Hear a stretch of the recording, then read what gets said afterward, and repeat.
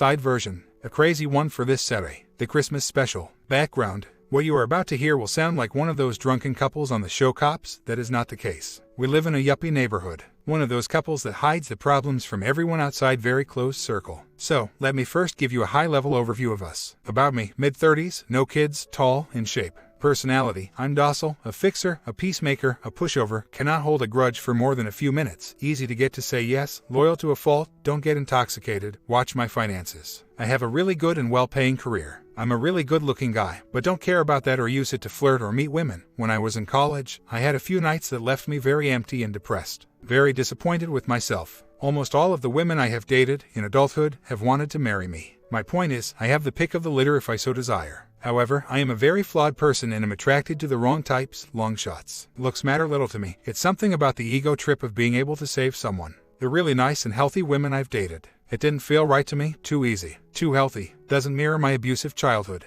Do I deserve her? Still trying to figure that all out. Going back to IC soon. Don't get me wrong, all that being said, I'm still a very, very flawed person. Like all of us, my current wife, late 20s, no kids, only child, 5 feet too petite, has severe mental disorders. Yes, I knew a good deal of this going in, but I thought it would be something I could quickly, easily fix. She has seen many psychiatrists and too few psychologists. She's on roughly 8 different hardcore medications. I can't keep track of them all, and needs to be in intensive therapy. But is not. I am now insisting she starts that. She has not been institutionalized in her adult life. Briefly as a teenager, all her issues are very hard to medically diagnose into one clean label. She's been tagged with bipolar, borderline, attention deficit, eating disorders, sleep disorders, and has X tendencies, etc. She is still a highly intelligent, functioning adult and is responsible for her actions. She's not some drooling vegetable or psychopath. She only has a part-time job to offset her excessive spending binges. I take care of everything. My tag name is due to this being my second marriage, and second time I am dealing with a DS. I won't talk too much about my first marriage in this post because the main linkage is probably my inability to pick a healthy mate. I will say, I did everything to save that marriage, most of this on my own as my wife basically abandoned me abruptly after 2 sessions of MC. Moved out and left with minimal contact. Went for pastor counseling, IC, MC, together for 2 weeks, then alone for 9 months after she left, men's retreats, divorce care group, Christian support group, and a small men's group in my home.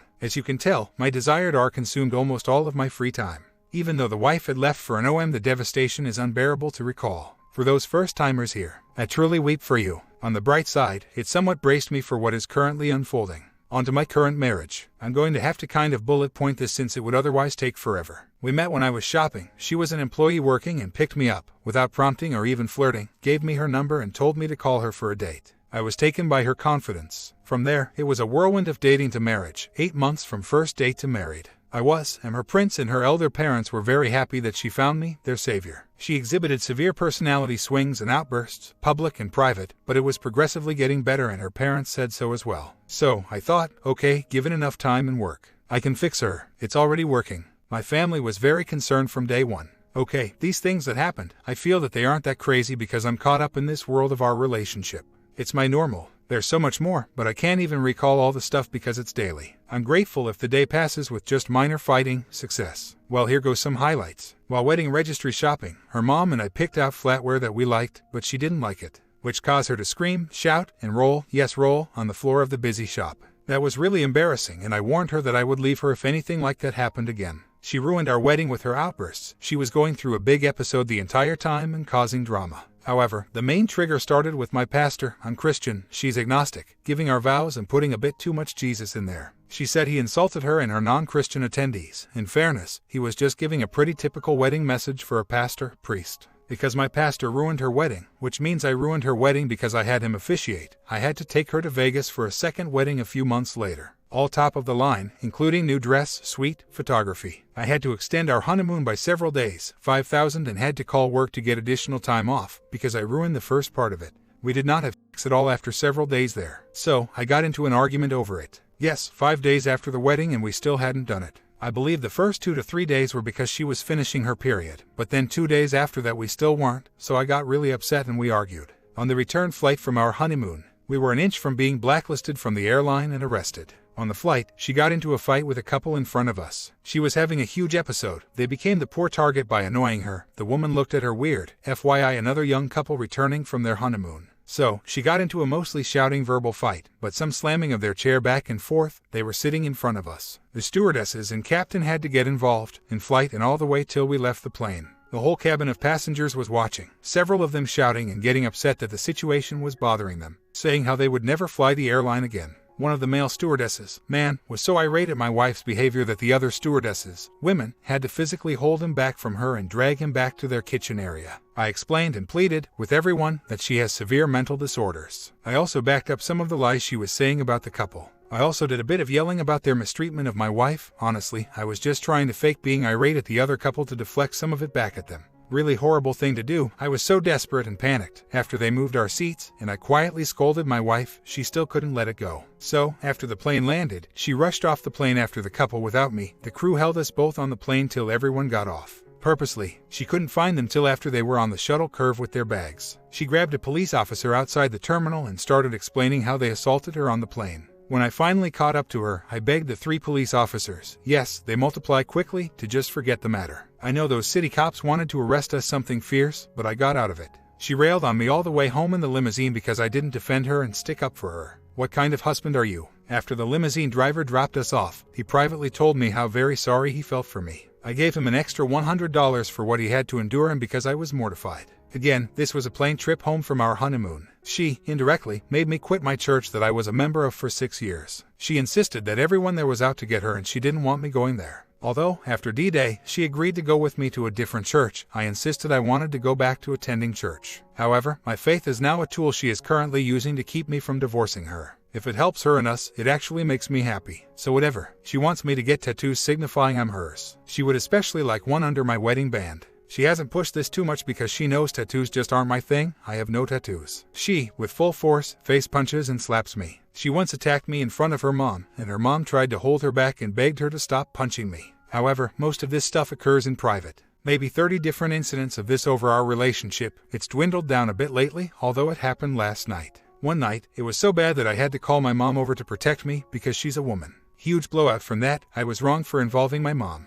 When I try to run, literally, away from her when our verbal fighting is intense, because she will escalate into violence very rapidly, she'll A. Body block me into a corner, B. Push me, C. Grab me, D. Chase me around the house, E. Break down doors I'm hiding behind, once with a hammer. That scared the crap out of me. I once tried to escape a fight by sneaking out the back of the house into my car to drive off. She heard my car start and sprinted down the street after my car, while screaming at the top of her lungs. I never tried that again. It's safer for me to sleep in the master bedroom with her than in the spare alone. Last time I tried to sleep in the spare, she picked the lock at 3 a.m. Luckily, I had barricaded the door with an alarm. So, me woke up. She feels safer and more stable, to me, when I sleep next to her. Also, she'll just harass me till the morning through the door, alarms, noises, banging on the door, shouting through the door, etc. This issue happened again last night. I wanted to sleep in the spare bedroom, but she didn't want me to. So, this time she took my door alarm. I was too tired to be harassed all night, so I caved into sleeping beside her in the bedroom. My family fully believes that my life is in imminent danger, that she'll ex me. She swears that I'm love of her life and she would never harm me in that way. I must confess, I do get scared sometimes when I fall asleep. From engagement through today, she emphatically warns me that she'll ex herself if I ever leave. I have threatened to leave many times. Every time she sincerely threatens to ex herself, not some passing remark, but with dramatic tears and crying. She is a shopaholic. She racked up thousands of dollars in credit card debt that I am paying off. I canceled her card. We don't share any financial accounts. She has fully cut me off from my family. I'm not allowed to be with them without her, but she hates them and doesn't want me seeing them. So, for almost 2 years now, I've missed all holidays and birthdays with my mom, brother, sister, nieces, and nephews. Due to the estrangement, I wasn't able to go to my brother's wedding. My sister bitterly hates my wife's guts and my wife hates her more. Just recently, I was trying hard to broker a deal to try to reconcile with my family. But my wife wouldn't go along. My nieces and nephews are growing up fast. It makes me really sad. Wow, I realized I hadn't even got to the infidelity, sorry. Running out of time. She keeps calling me and asking when I'll get home. I've got to go. To be continued. 35-year male, no kids. Second marriage, second time dealing with disloyal wife. ENP both times. First marriage, 2007 to 2009. Unfaithful wife left. I attempted a full court R, but she left with OM. Second marriage, 2015 to present, 2 years. Mentally LDW. Marriage has been a nightmare for me due to her severe clinical mental illnesses. She wants an R, I'm struggling with that prospect. Second marriage, Party Day, October 19, 2017. Attempted physical affairs with 10 to 15 other men. Updated. Infidelity. After writing all that stuff about how she abuses me, I'm kind of drained. Actually, writing about the infidelity is a bit easier. My wife is attractive and a good player. Her insecurities need constant feeding of male attention. She never had a real relationship before me, maybe that's why I allowed a few early on EAS to slide. She swore it was just her inexperience with serious relationships. Most of my wife's friends, before me, were men. Many with benefits. My wife would use them then toss them. Others she just flirted with and led them on. Tease for attention or to get dinner, stuff. Let's just say, if she had a black book, it would contain many pages. I made her toss out all the male contact information when we got engaged. But there's this thing called Facebook that allows old forgotten friends to quickly find each other. What's confirmed for sure? Since the beginning in 2015, light emotional affairs with high school crush she'll reach out to talk to with, FB, texting, from time to time. You know, that guy that got away. Caught wind of it and demanded it stop or else. She violated that NC twice afterwards about 6 months apart. A few brief messages are all I could find, just a how are you doing, I miss you stuff. Fall of 2016, I caught her sitting with a young guy who worked outside her store in a kiosk, mall. Really graphic stuff about doing stuff in the parking lot. Not sure if it was a fantasy physical affair. The initial request for a PA, or a request for seconds on a P as she sent him pics of her in lingerie. Under the guise of being her, I made him text back pics of himself, but also to get leverage on the guy. With my wife watching me do this as punishment. She convinced me it was a brief screw-up and nothing happened. I made her then call it off over the phone, in front of me, then I contacted the guy. He ran for the hills. He took a job at another mall 30 miles away. I told her we were over if it happened again. This sneaking around occurred a few days before, during, and after my birthday. I probably caught it before Pa, not sure. He would have gone to Pa if I hadn't found out. Why do they always ruin special days? Winter 2017, I get a private Facebook message from some random lady. Turns out, she was ratting on her fiancé about what my wife had been messaging with him, my wife's black book friend. Bless that woman's soul. Thought we were good. Come a month ago, yep, around my B-day again, I start noticing the same signals, patterns that lead into this stuff. Gosh, DS are idiotic in their fog. I even gave her some general advice to make the right choices in life. She knows what I meant, I know what I meant. D-Day, I'm at work a few weeks ago with an overwhelming need to go home and snoop. Completely out of the blue and unlike me, hadn't poked around at all in 7 months. The sixth sense that a BS has sometimes has. Wife has a 5 to 10 p.m. shift, so I'm good to do a little FB snooping. Bam! She was on her iPhone using FB at work while I was home on the iPad. I was watching real-time messages of her asking for the OM for seconds that day. Yes, she went earlier that day to his place to commit the PA for the first time with him and did so. Then she wanted for the same OM, who was a mutual friend that I treat very well, but didn't trust, to come to her work for a second round. All sorts of dirty talk about what had happened transpired and what she still wanted to do. I watched the messages going back and forth live. She even shot off a FB note to another OM bragging that she finally did the deed. When that subsided, I guess she had to do some actual work. I went through the rest of her messages. 8 new guys and thousands of messages. 8 guys she had been trolling with for physical affairs. All of them were from her mental black book. One of them she had over to our house a few days earlier because he was supposed to fix something. She even asked me if it was okay. Another she went out on a date with after work. I'm unsure what happened in both instances. It was kind of pathetic how templated her trolls conversations were. What a lazy cheater. It was pathetically funny and sad. So, I call her parents to come over and sit with me while we wait for her to get off her shift. I know she is violent, so I needed them there to 1. Protect me, 2. Protect her from herself, 3. Be witnesses if the police were needed, and they were. I told her I have a surprise for her, so please come straight home from work. Nope, she needed to have coffee with her girlfriend who was going through stuff. Meanwhile I see her FB message a different guy, local ex-boyfriend, about meeting up. They did. She didn't get home till after midnight, which she has never done before. Meanwhile her parents and I know everything and are just waiting for her to finish up with OM2 and come home. She swears they just talked, but if they had physical affair, he got sloppy seconds. Okay, so she walks in the door after midnight asking what her surprise is that I promised. Also confused why her parents' car is in the driveway, they live several hours away. I asked her what she did, boom BS lies. I have none of it. With desperation in her eyes, she starts fake crying and saying how she was ex that holds no water with me. Obviously she wasn't, asking for seconds at work and going on with the OM in graphic detail over messages afterwards. My wife has no shame and keeps to the lie. I say we better report this to the police. She says no, it was her fault that it happened. But she was definitely ex. She loses it and has a full-blown mental episode. She threatens to kill herself if I leave and agrees that she needs to go to the ERX watch and probably be committed. So, I call the ex hotline and explain what's happening. They said they were sending the police. I then asked my wife, testing her, whether we should also report the ex to the police when they arrive. She weakly says yes, believing I'm bluffing about telling them that. Makes no sense. While the police are on the way, I call the OM and tell him he's about to get arrested for ex. He does not hesitate to come completely clean about every major detail, which aligned with all the times and messages I had seen. They did not know I had this information. He was very apologetic to me and kissing my bottom. He knows my wife is mentally ill and potentially could take the lie all the way. A few minutes later, 6 state troopers arrive at the door, 2 females. Of course, initially they look at me like I did something, wife was wailing.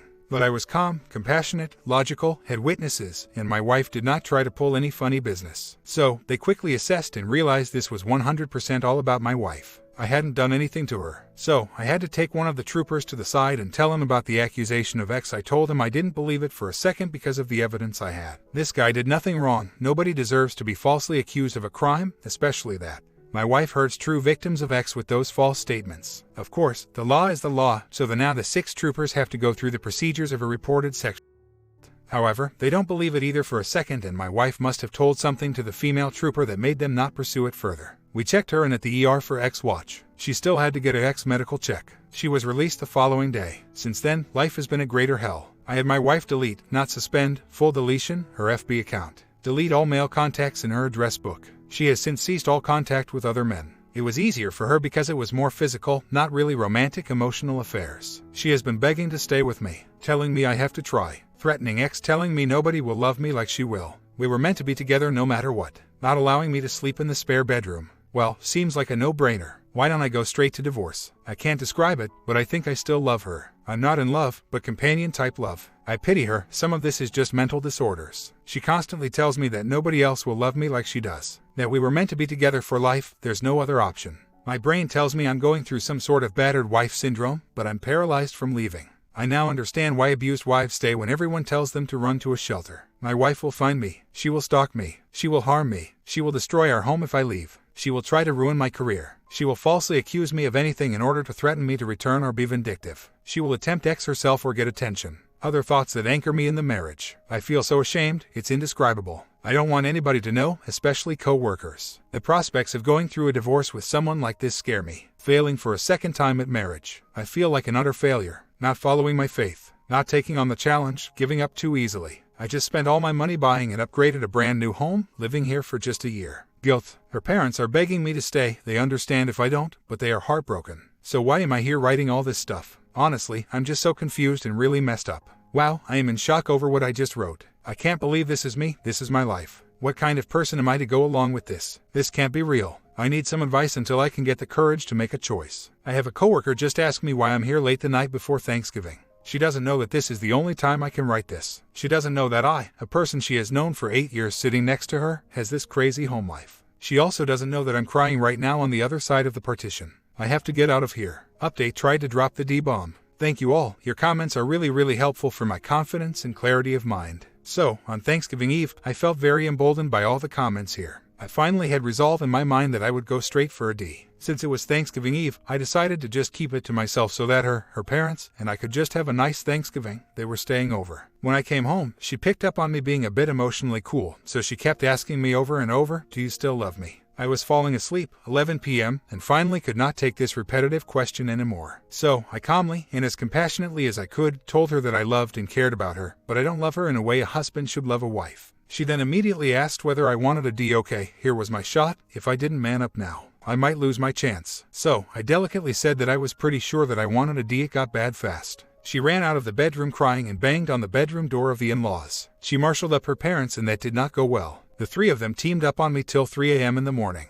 What you must know about her parents, they have been fully absorbed by her insanity. They spent decades with this issue and it has warped their minds, denial and enablement to the extreme. I am still irate over some of what was said. Keep me sane here, people. Seriously, let me know if I'm overreacting. I was told, by her father, that I should not be talking to my psychiatrist or my mom about what's going on. The only 2 people, aside from this anonymous board, that I have discussed this with. Now I am feeling conflicted about posting here. He said I was putting a scarlet on her. He doesn't believe in IC or MC. Go figure. They said that it's been 3 weeks since D-Day and I should get over it already. They thought I was sending too many mixed signals over the past 3 weeks since D-Day. I said fine, I'll stop. I want a D. That kicked off another 2 hours of arguing. They said I invaded her privacy when I uncovered the affair. They said that I did not deserve the full truth. What did I need it for? To besmirch her. My wife wanted a puppy after D-Day, so they just got her one, but I told them beforehand that this would not change us and I could still get a D and don't count on me to take care of it. I always get stuck doing everything, cook, clean, choirs.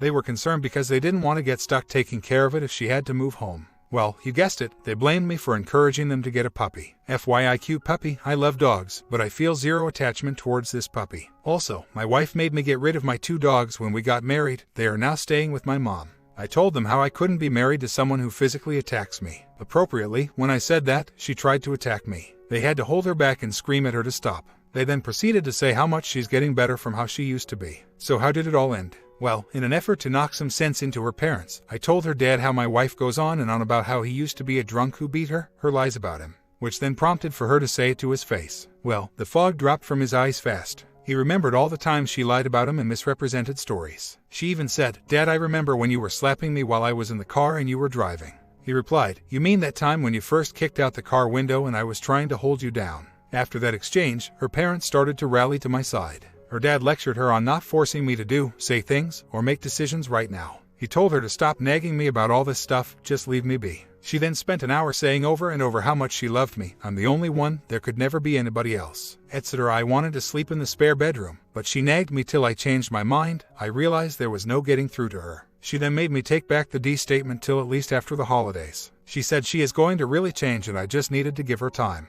I finally said fine, I'll discuss it after the holidays. I know she will fail, but I also know that she won't accept it either. So, I'm drifting to sleep at 3 a.m. She's pretty much gotten 90% of her way. She then softly asks me if we're separated, does that mean I'm allowed to see other people? What the hell? I told her how revealing that statement was to me. She said, "Oh, please forget I said anything, I just didn't know how separations work." Her thoughts didn't surprise me. I know she is a cheater, however I'm shocked that her thought process would ever ask that aloud to me. I feel myself detaching from her, and I like it. I really hope I can get her to agree to a D after the holidays. Definitely highlights of the worst times. Most of the time she just stays in bed watching TV. I do all the cooking, cleaning, choirs, etc. I struggle to think of good times, because even during the good times, like a concert, I am paranoid about her mental issues. I'm usually trying to manage her and her environment to avoid meltdowns. I do this while faking being happy. I copped out a bit and I'm going to leave after the holidays. I have an overnight emergency bag I put in my car trunk for a quick escape if need be. Although my brother has a house 3 miles from me, I still have to find a place to stay. I know he's afraid for the safety of his children, same goes for my sister. I don't blame them, nor would I want to put them in danger. Update: as you know, I've agreed to pause the D-Talk and wait till after the holidays to resume the discussion if I so desire. This was after my wife begged and pleaded to give her another chance, try. I figure, what's the difference in waiting a month if it means she can remain calm and maybe not contest the divorce, which she is insisting she'll do to prevent me from leaving. I live in a state that a contested divorce will delay a D for about 1.5 to 2 years. I'm 35, so that means I'll be in my early 40s before I can get into a real relationship. Divorce care taught me to wait at least 3 years before starting to date, and mid-40s, earliest, before I could maybe be married and start to have children. I don't want to be 70 when my kids are graduating high school. Okay, not that I'm thinking about relationships or I'm confiding, flirting with women. It's just the pragmatic view of my time left on this planet. I do have some legal options given her mental health, but they are a bit complex and not typically pursued in the courts. So, she can't move out. She can move home, but she'll need to take a new job. I also want to leave her with medical insurance and a prospect for a career. So, I've been researching Medicare requirements and community college degrees that I would try to help her out until she could start a real full-time job. Medical benefits. I love her as a person and do not want to leave her high and dry, despite everything she's put me through. Frankly, she also doesn't move out because she is convinced we were meant to be together and it will all work out. Luckily, there is not much to report back. She has scheduled IC for herself tomorrow, told her not to BS or beat around the bush. Go for it immediately with the IC person. She's gotten books on how to save the marriage. She also got one book that she said was extremely hard to buy for her, Almost a Psychopath. Do I, or does someone I know, have a problem with manipulation and lack of empathy? We had a deep talk at my request. The thing about my wife and her condition, it results in a very shallow relationship.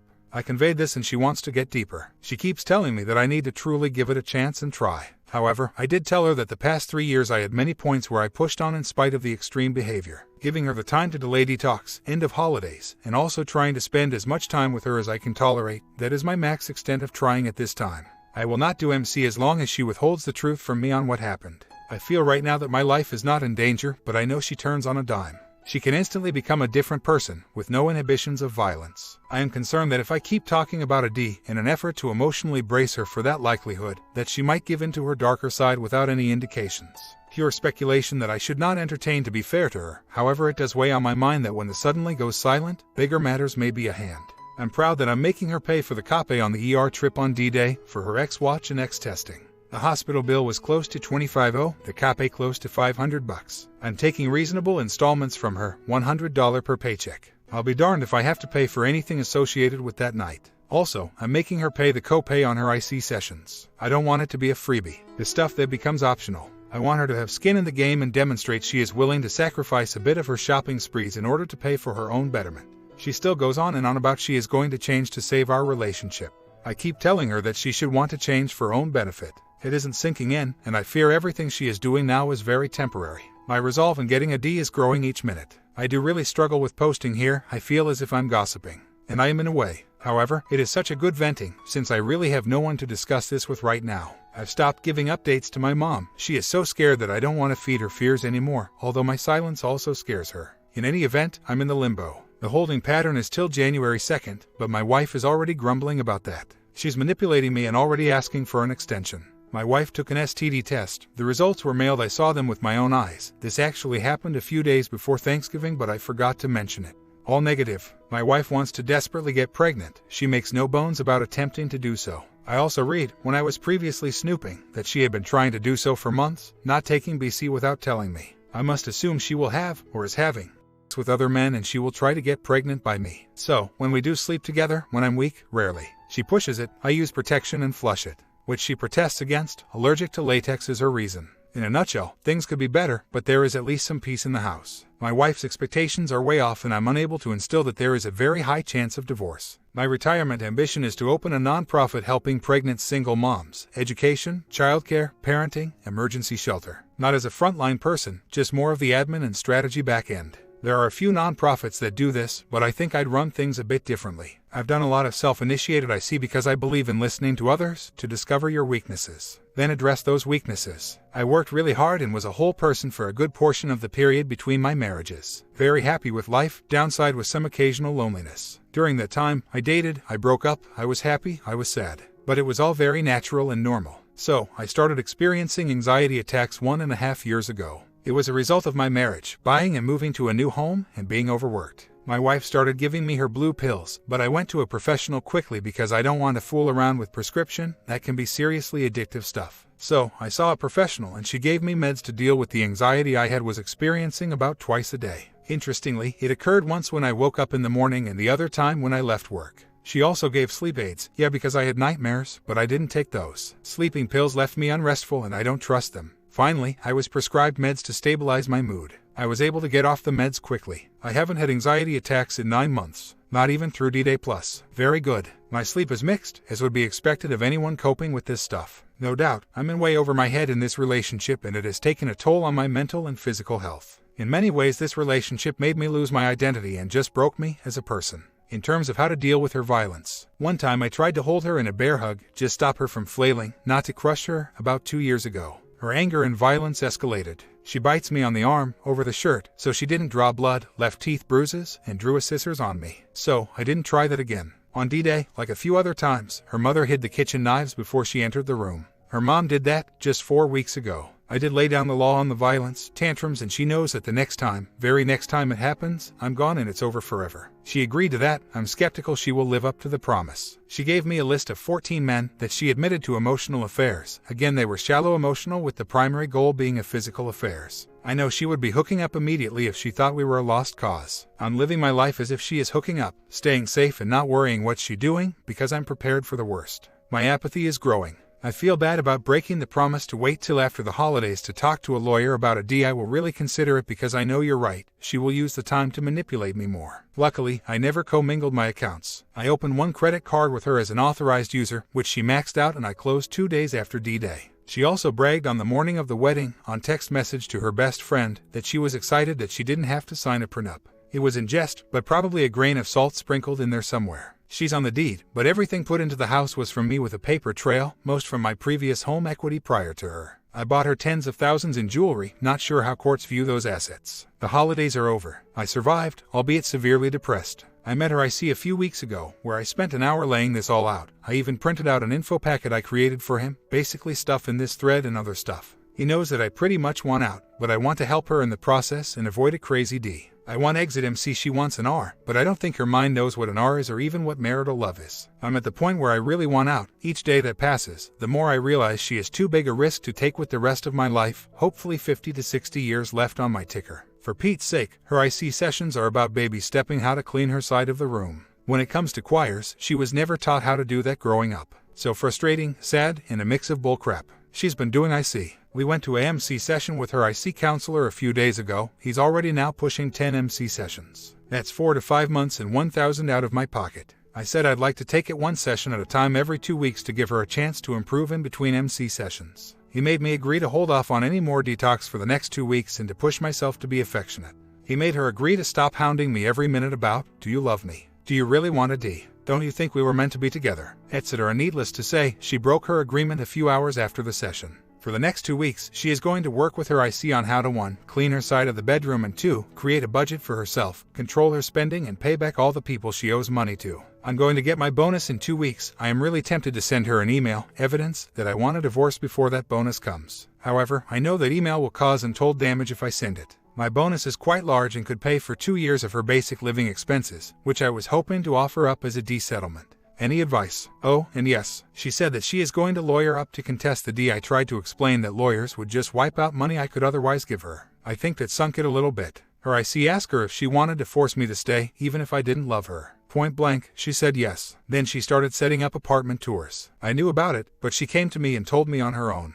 She asked me if she should check out apartments. I told her that would be prudent. Why not plan ahead in case things don't work out? Well, today she had those appointments and ditched all of them. I want out. I just feel so horrible about leaving her. P.S. She only tried to slap me once a few weeks ago, since then no violence. My mom, who wants me to bail so desperately, appreciates that I'm trying to ease out of the marriage. She wishes she tried that. She ponders whether my dad would be alive today if she had done so. Almost a year later, all the papers are in and I'm only a few weeks away from a formal divorce decree. Much drama during the divorce, but I never waffled, thanks to these posts. I feel so liberated. It's terrible to celebrate divorce, but I go to my mailbox each day now like a kid on Christmas morning, hoping for the state decree to be in there.